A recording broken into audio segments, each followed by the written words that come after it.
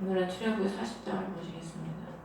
37장부터 39장까지는 그동안에 하나님께서 모세를 통해서 말씀하신 성막의 모든 규례를 통해서 성막을 제작하는 이제 과정이기 때문에 중복이 되기 때문에 넘어가서 패스하고 출애굽기가 이제 40장이 마지막 장이죠. 하나님께서 이스라엘 백성들을 애굽에서 구출시키셔서 모세를 통해서 구출시키시고 2달 만에 시내산에서 하나님의 모세를 시내산에 오르게 하심으로 인해서 말씀을 십계명을 주시고 또 성막과 여러 가지 율례를 하나님께서 주시지요. 모세가 예수 그리스도의 예표인데 모세가 40일 금식을 2번 하잖아요. 40일 금식을 2번 하는데 첫 번째 금식을 예수 그리스도의 죽으심이고 두 번째 금식은 그리스도의 부활입니다. 모세가 첫 번째 금식하고 내려와서 성막에 하나님께서 받은 이제 돌판이 깨어지잖아요. 그 깨어진 돌판이 예수 그리스도의 몸이시거든요. 우리 죄 때문에 그리스도께서 십자가에서 죽으셨지 않습니까? 그리스도에서 죽으시고 그 깨어짐으로 인해서 다시 부활을 하셨지요. 주님의 죽으심으로 인해서. 그래서 모세가 2번째 산에 올라갔을 때 그 얼굴이 반짝반짝 빛나잖아요. 우리가 부활을 해야 반짝반짝 빛나. 우리가 사람도 거듭이 나야 사람이 딱 볼 때도 존귀하게 보이고 거룩하게 보이지 거듭이 안 나봐요. 거듭이 안 나면 뭐만 추구합니까? 돼지나 개처럼 땅의 것만 추구하니 그 모습에서 어떻게 거룩한 모습이 보이겠습니까? 거듭나야 그리스도의 말씀으로 거듭나서 새 사람이 돼야 늘 그리스도께서 우리를 인도해 가시고 늘 위의 것을 추구하니까 그 얼굴에서 반짝반짝 빛이 나는 거죠. 예수님께서 변화산에 올라가셔서 기도하실 때 옷이 휘어지고 광채가 그냥 하얗게 빛나잖아요. 우리가 신앙에 성장하고 기도하고 하나님을 하늘나라를 추구할 때 우리 안에 그리스도께서 계시니까 우리의 빛이 아니라 모세가 스스로 그 빛이 난 게 아니지 않습니까? 하나님과 깊은 대화를 하니까 그 빛을 받아서 빛이 난 거예요. 우리가 그리스도를 깊이 누리고 그리스도께 깊이 들어가면 그분이 우리에게 빛을 비춰주는 겁니다. 그래서 40장에 이 보면은 첫째 날에 회중의 장막에 성막을 세웠다. 하나님이 6월절을 통해서 그 6월절을 너네 해의 달의 첫 달이 되게 해라 그러시거든요.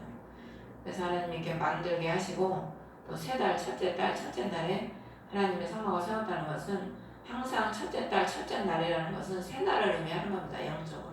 우리가 하나님 앞에 늘 세워져야 새 날이 오는 거예요.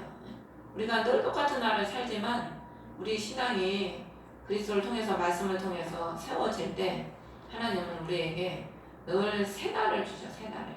그래서 어제랑 오늘이 세상적으로 볼 때는 같은 날이지만 영적으로 보면은 같은 날이 아니에요. 하나님이 우리를 보실 때는 우리가 늘 살 때는 같은 날 같잖아. 늘 눈만 뜨면은 우리 큰며느리가 애 낳고 애만 보고 있으니까 맨날 눈 뜨면 애만 보고 뭐 애만 보다 하루가 끝나니까 맨날 그날이 그날이라는 거예요. 그냥 뭐 삶에 이제 의미가 없는 거죠. 근데 우리가 볼 때는 그날이 그날인 것 같아도 하나님은 우리의 이 하루하루 이 새날을 통해서 우리의 영적인 성장을 날마다 이루시는 겁니다. 그래서 애기들이 보면은 그날인 그날 같아도 잘하잖아요. 그것처럼 하나님께서 우리를 늘 잘하게 해주시지요. 그래서 성막을 이제 겉에 성막을 세우고 먼저 세워지니까 그 안에 증거궤 맨 안쪽부터 여기 기록이 되어 있습니다. 증거궤를 맨 안쪽에 이게 긍휼의 보좌입니다. 긍휼의 보좌. 증거궤를 들여놓고 또 상을 들여놓고 또 보면은 등잔들에 불을 켜고 5절에 보면 분향제단을 증거궤 앞에 두고 또 번제물 제단을 두고 7절에 보면 물두멍을 밖에 뒀죠. 마당에 뜰에 번제 현물 제단은 뜰에 그러니까 성소 안에 둔 것과 성소 밖에 둔 것이 지금 계속해서 이제 기록을 하고 있는 겁니다. 8절에 보면 뜰을 세우고 뜰 문에 현수막을 달고 보면 마지막으로 이제 성막의 모든 곳에 기름을 바르는 거예요. 기름. 기구를 거룩하게 할지니 그것이 거룩하게 되리라. 기름을 바름으로 인해서 최종적으로 그 모든 기구들이 하나님 보실 때 거룩하게 된 겁니다. 그래서 오늘날에도 우리가 성령이 임해야 하나님을 아바 아버지라고 부를 수가 있고, 성령이 임한 사람들은 하나님께서 거룩한 자기 자녀로 다 칭해 주시는 거예요. 칭의가 뭐냐면은 그리스도의 의를 우리가 힘입었다는 거예요. 힘입었다는 거. 우리에겐 의가 없잖아요. 그리스도에서 십자가에서 피 흘리시고 죽으신 그 공로로 인해서 우리가 그 의를 입은 겁니다. 입어. 목욕을 안 해도 옷만 잘 겉에다 입어도 속에 때 있는 거 모르잖아요. 그러니까 그 옷이 그리스도예요. 그리스도께서 자신의 흘리신 피로 죄 있는 우리에게 의로운 옷을 입혀주신 거죠. 그래서 하나님이 미페르, 구약의 이페르라는 게 덮어서인데, 그 피로, 그리스도의 피로 우리를 죄를 그냥 싹 덮으신 거예요. 그러니까 우리 죄를 보지 않는 거죠. 우리가 죄가 얼마나 많습니까? 그렇지만 주님이 그 피로 우리를 싹 덮었기 때문에, 하나님은 그리스도의 피가 있으면 그 죄를 보는 게 아니고 그 피를 보는 거예요. 피. 그게 6월절이 뭡니까? 6월절이 그 피를 보고 넘어가는 거예요. 그 집 안에 뭐 애국 사람이 있든지 살인자가 있든지 뭐 누가 있는 거는 상관이 없어. 그 문에 피가 발라져 있으면 죽음의 사자가 넘어가는 거예요. 그 피 보고. 그 안에 있는 사람 보고 넘어가는 게 아니고. 그래서 오늘날에도 우리 예수 그리스도의 그 피가 우리 안에 있으면, 우리가 그리스도를 믿으면 그 피를 보고 하나님께서 우리의 덮어서, 그 피로 덮어서 우리를 구원해 주시는 거죠. 거룩하게 성령께서 우리에게 임하셔서 우리를 하나님의 뜻대로 우리가 기도하게 하시고, 하나님의 뜻 가운데 우리가 가게 하시고, 우리가 하나님의 뜻을 어떻게 합니까? 모르잖아요. 성령께서 우리를 그 뜻 가운데 이끌어 가시는 겁니다. 기도하면 성령이 그 뜻 가운데 우리를 지혜를 주시고 감동을 주시고 꿈으로 깨닫게 해주시던가, 하여튼 어떤 방법으로 하시든지 성령께서 알아서 그 길을 가도록 인도해 주시는 거죠. 10절에 보면은 그것을 제단에 발라서 거룩히 구별할지니 지극히 거룩한 제단이 되리라. 11절에도 거룩히 구별하고, 12절에도 보면 아론과 아들들을 물로 그들을 씻기라. 물로 씻기라는 것은 그리스도의 말씀으로 씻으라, 그런 의미죠. 씻는다는 것은 회개를 의미하는 겁니다. 그래서 예수님께서 제자들을 발을 씻겨주지 않습니까? 13절에도 보면 거룩한 의복들을 입히고 거룩히 구별하여 제사장 직무로 나를 섬기게 할지니라. 그래서 여기 9절부터 13절까지 거룩이라는 단어가 7번 나와요. 7번. 그러니까 하나님은 우리를 세우고 만들고 성령으로 기름을 바르고 이 하는 모든 것들의 최종 목적이 거룩하게 하는 거야. 거룩. 그리스도의 거룩에 우리가 참여해서, 하나님이 거룩한 하나님이기 때문에 우리가 거룩하게 그리스도를 통해서 거룩하게 돼야 그를 섬기는 자가 될 수 있는 겁니다. 거룩하지 않는 자가 예수님을 섬길 수 있어요? 교회를 아무리 다녀도 세상을 추구하는 사람은 주님을 못 섬겨요. 교회 다닌다고 해서 다 구원받는 건 아니잖아요. 교회 다녀도 영식이도 술이 그렇게 좋아가지고 술 먹는 게 더 좋다잖아요.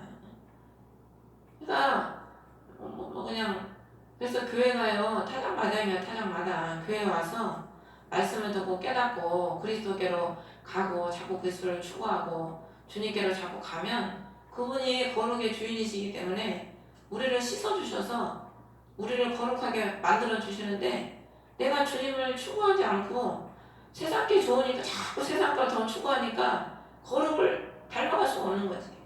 주님이 씻어주고 싶어도 못 씻어주는 거예요. 우리가 애기들이야 그냥 걔네가 억지로라도 씻길 수 있잖아요. 근데 어른은 억지로 씻기지가 못해. 자기가 뻗대고 싫다 그러면 억지로 못하는 거예요. 근데 하나님이 참 우리가 큰 은혜를 입은 거죠. 저희 여러분들이 지금 이 시대에 우리는 진짜 큰 은혜를 입은 겁니다. 하나님 날마다 기도하는 것만 해도 얼마나 큰 은혜를 입은 건지 몰라요. 지금 여러분 다 만나봐요. 기도하는 사람 별로 없습니다.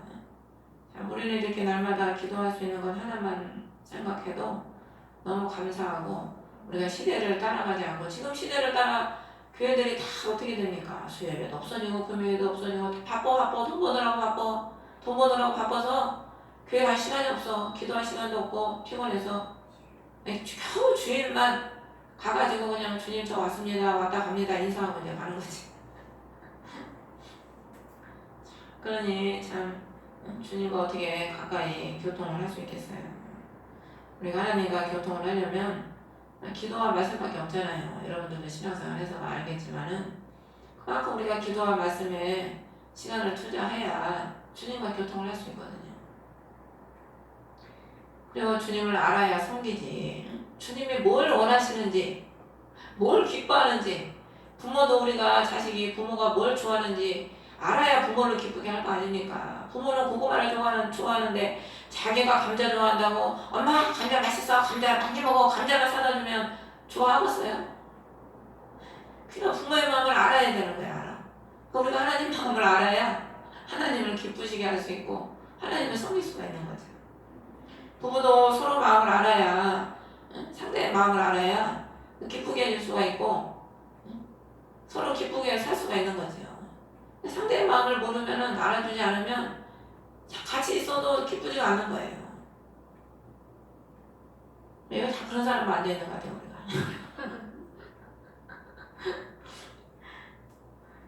참 복이 없어. 이쪽으로는. 오늘 차를 타고 가면서 이렇게 선수가 또 저 어디를 뭐 당근에서 뭐 어항을 넣어 그 물고기를 또 얻어오는 바람에 물고기가 조그만 데 있으니까 불쌍하다 나는.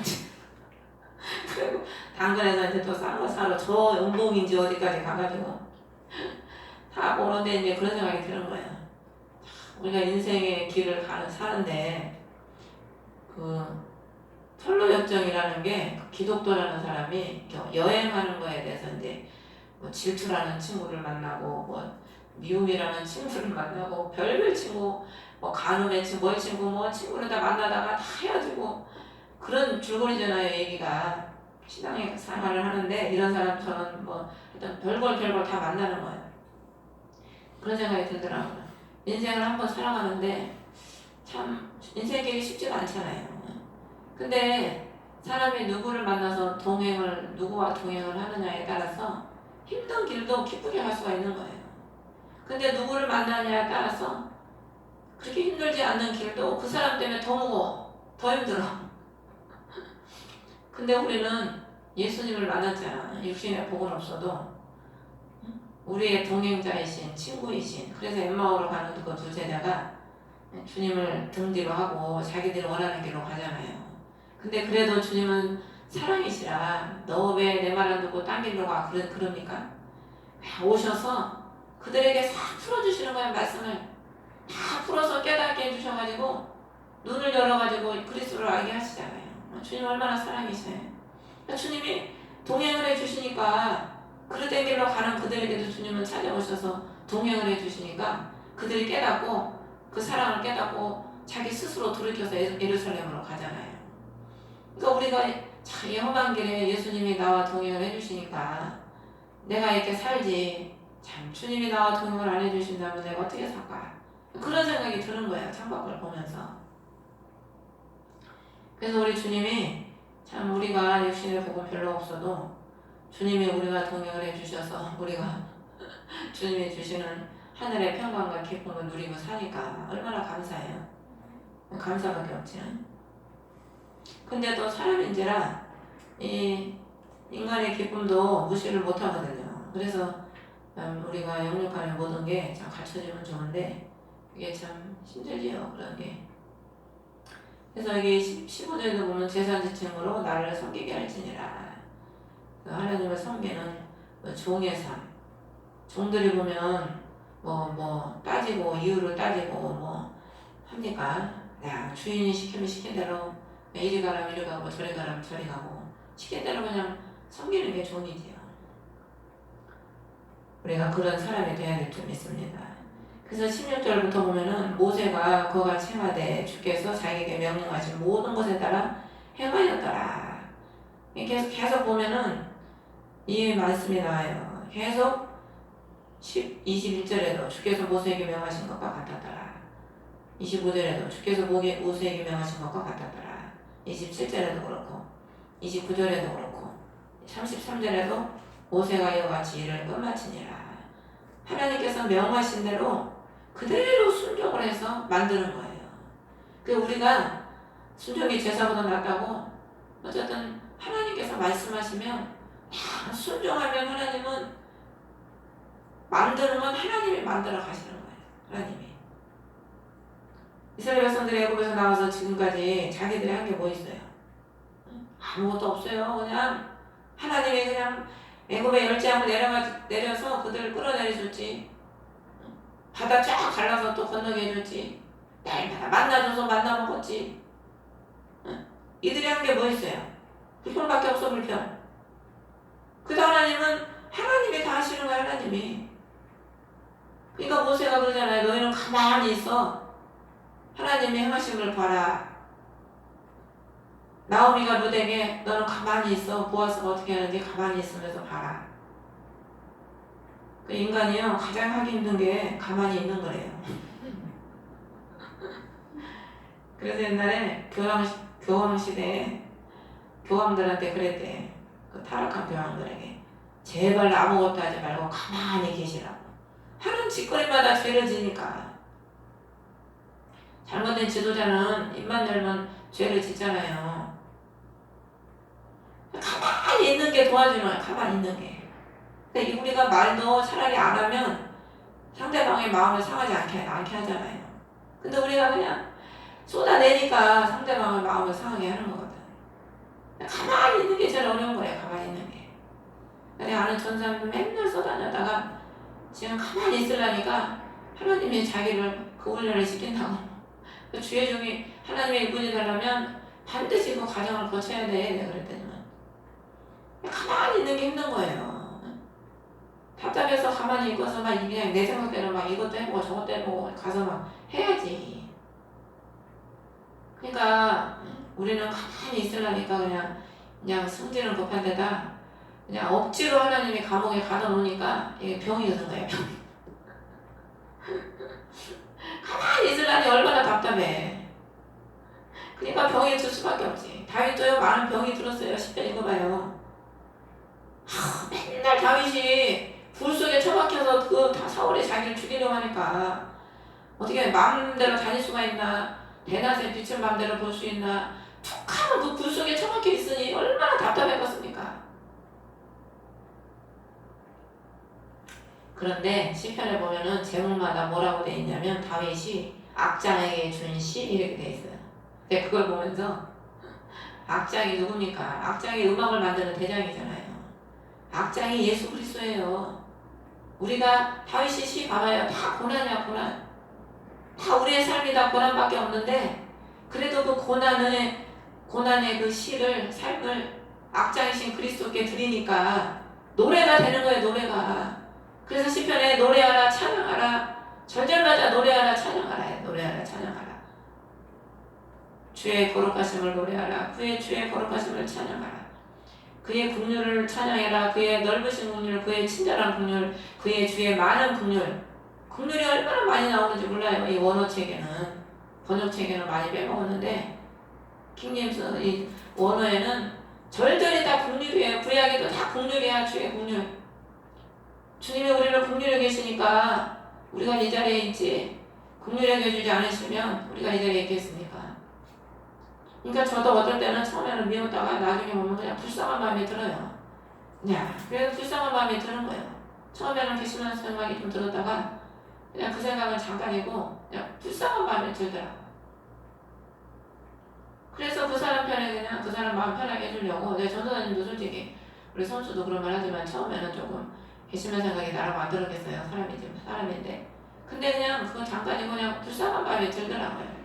그래서 그냥 그래 전도사님 편하게 하셔. 그냥 오고 싶으면 오고 가고 싶으면 가고 전도사님 편하게 하셔. 그랬죠. 그래서 우리가요 참 주님의 명령에 따라 하나님이 다 순종하니까 다 성막을 지을 수 있는 그 물건도 넘치게 갖고 오잖아. 백성들이 순종한 하나님이 다 자신의 일은 자신이 이루는 거예요. 그래서 옛날에 우리가 훈련받을 때 그 스승 원장님들 그런 말을 하더라고. 야, 하나님의 일은 하나님이 하신다. 툭하면 그런 말씀을 하시는 거예요. 그래서 우리도 이렇게 지나고 보면은 다 하나님의 일은 하나님이 하시더라고. 하나님이. 뭐 병도 우리가 고칩니까? 다 주님이 나를 통해서 그냥 사용하셔서 치료시켜주는 거지. 그러니까 하나님의 일은 다 하나님이 하는 거예요. 우리는 그냥 순종할 수 있는 통로가 돼야 되는 거죠. 재물이 돼야 돼, 재물. 그게 잘 안 되니까 하나님이 이제 역사를 하시는 거죠. 그래서 이제 모세가 그렇게 다 만들어서 17절부터 보면은 고정 세우고 고정하고 끼우고 또 세우고 넓게 펴고 덮고 이렇게 또 끼우고 국률의 자리를 그 궤에 두고, 그러니까 안에 주님의 그 가장 지성소 가장 그 안에 있는 게 바로 국률의 자리인 거예요. 국률의 자리. 그 법궤 하나님 말씀에 원래 언어에는 법궤가 아니에요. 쉬운 자. 법이 없어요. 법이 율법처럼 무슨 법이 아니라고. 사람들이 자꾸 법 그러니까 법이 된 거지. 그 가장 깊은 곳이 바로 국률의 자리라는 거예요.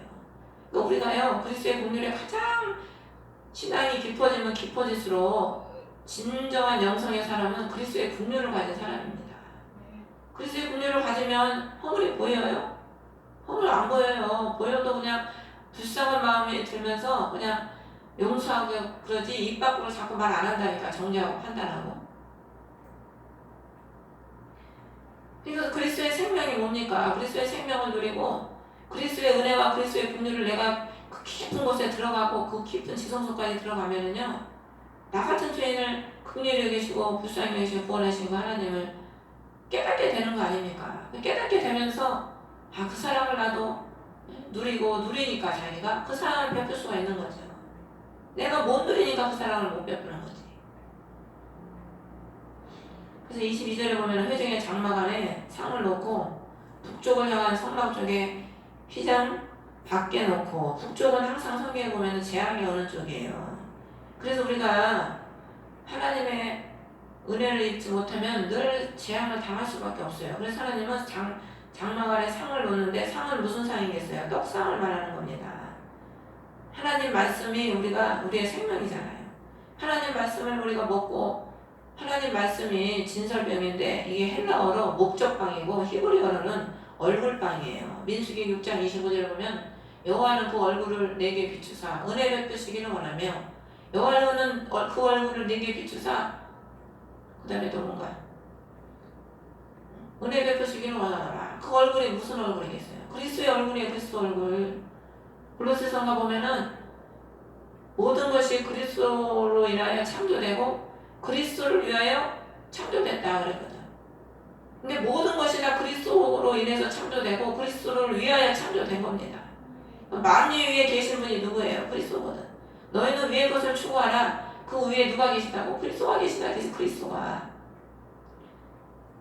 그러니까 우리는요 모든 것이 다 그리스도가 만드신 거고 그리스도를 위해서 만든 겁니다. 그러니까 우리가 뭘 추구해야 돼요? 그리스도를 추구해야 돼요. 예수님께서 생명이고 요한복음 1장에 생명의 떡이시잖아. 요한복음은 생명의 떡을 말씀하시는 거거든. 내가 생명의 떡이다.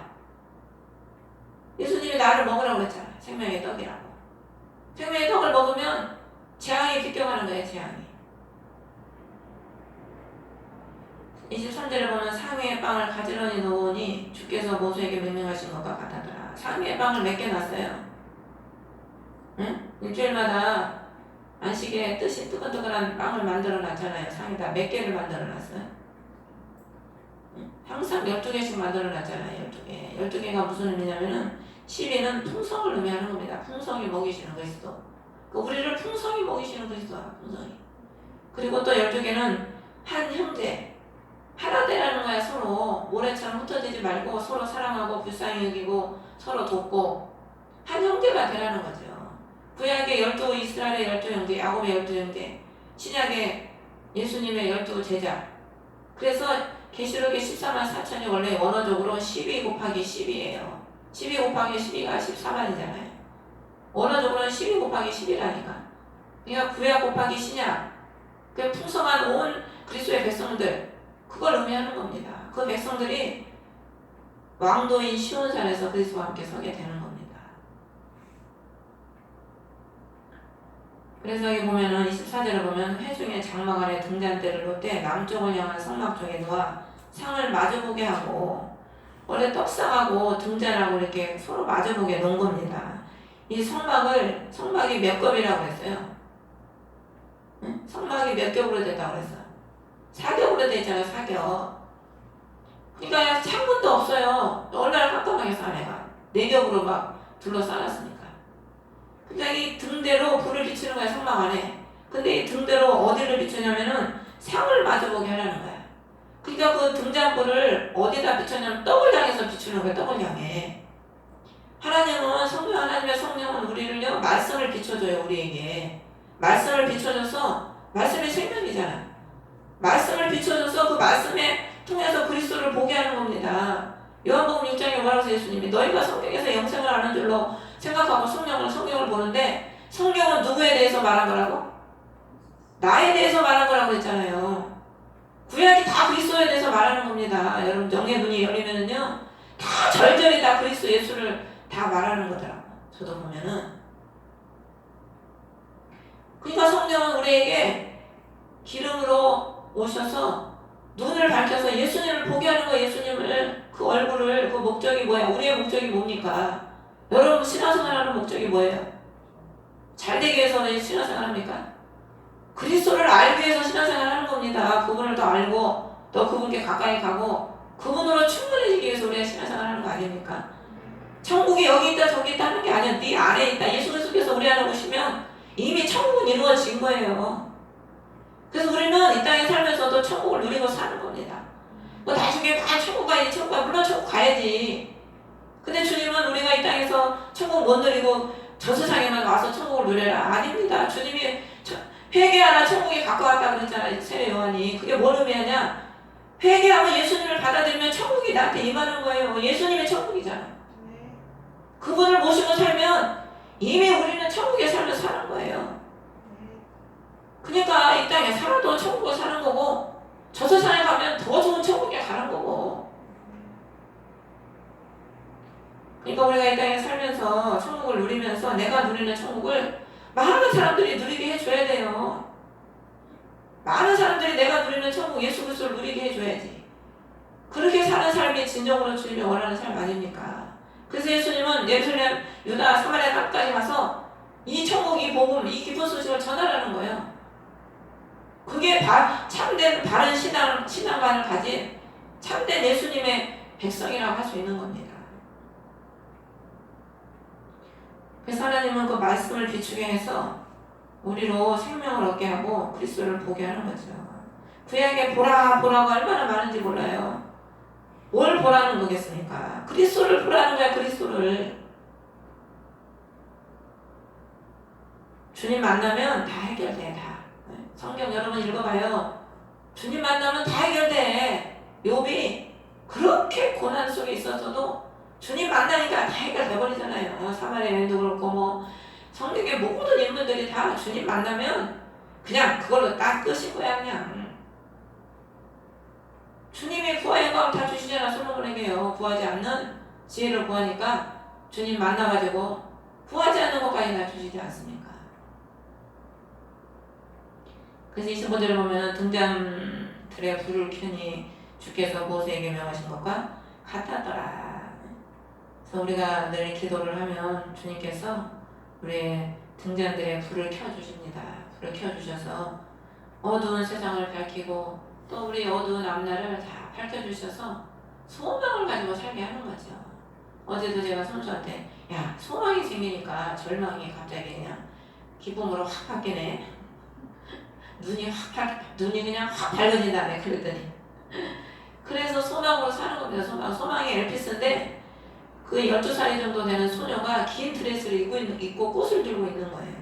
그게 뭘 의미하냐면 나중에 내가 아가씨가 돼서 아름다운 아가씨가 될 것을 소망하고 긴 드레스를 입고 꽃을 들고 있는 거죠. 소망이 그런 의미입니다. 우리가 그리스도가 그 말씀을 이루실 것, 그리스도가 나를 세우셔줄 것, 그리스도가 나를 정결한 신부로 만들어 주실 것을 소망하고 다 주님의 말씀 약속으로 말씀하셨잖아요. 하나님의 언약은 1점이라도 변함이 없거든. 하나님은 그 언약을 이루시는 분이거든요. 그래서 그걸 소망을 삼고 우리는 감사하면서 날마다 그리스도의 주의 이름을 부르는 자는 구원을 얻는다고 지금 말씀하셨기 때문에 그 우리는 날마다 구원하시고 우리에게 기름을 부으시는 주 예수 그리스도를 늘 부르면서 찬송하면서 감사하면서 가는 거죠. 그래서 이렇게 하나님의 명령대로 다 하니까 34절에 보면 구름이 회중의 장막을 덮고 주의 영광의 성막에 충만하더라. 35절에도 구름이 그 위에 있었고 주의 영광의 성막에 충만하였다. 하나님의 임재가 충만한 거예요. 우리가 그리스도를만 누리고 그리스도가 우리 안에 충만하면은요, 늘 주님의 임재가 내 안에 충만함을 여러분 느낍니다. 기도할 때마다 주님이 얼마나 이 심령에 충만함을 주는지 모릅니다. 하나님의 영광으로 그냥 내 심령을 충만하게 채워줘요. 아주. 그러니까 그냥 더 바랄 게 없는 거지. 더 바랄 게. 그래서 우리는 우리 심령에 뭘로 충만해야 된다고요? 주의 영광으로 충만해야 돼요. 주의 영광으로. 그리스도의 영광으로. 그래서 그리스도의 영광으로 충만하면은 36절을 보면은 그들의 모든 여정에서 그들이 앞으로 나아가는 거예요. 앞으로. 주님의 영광이 충만하니까 뒤로 물러가지 않고 늘 앞을 향해 천성을 향해 전진해 나가는 거죠. 그래서 이 38절에 보면은 그 여정을 통해 자기들의 모든 여정을 통해 낮에는 주의 구름이 성막에 있고 밤에는 불이 그 위에 있음을 보았기 때문이었더라. 우리의 인생의 모든 여정 속에 하나님은 여러분의 모든 여정 속에 불과 구름 기둥으로 낮에 해가 상치 않도록 밤에 달이 해치 않도록 짐승이 해치 않도록 원수가 우리를 흠타지 못하도록 늘 하나님이 우리를 불철주야 졸지도 않고 주무시지도 않고 지켜주시는 겁니다. 보았다는 거야. 그것을 봤다는 겁니다. 우리가 여러분들 하나님 함께 있으면 느끼잖아요. 그렇죠? 우리는 느끼니까 예수 믿는 거예요. 못 느끼면 예수 믿겠어요? 하나님은 우리에게 느끼도록 해주신다니까. 그래서 감사하고 그 영광에 충만한 삶을 살아가게 되는 겁니다. 그러므로 저 여러분들이 모두 승리하시기를 주의 이름으로 축원합니다. 하늘에 계신 우리 아버지, 이름이 거룩히 여김을 받으시오며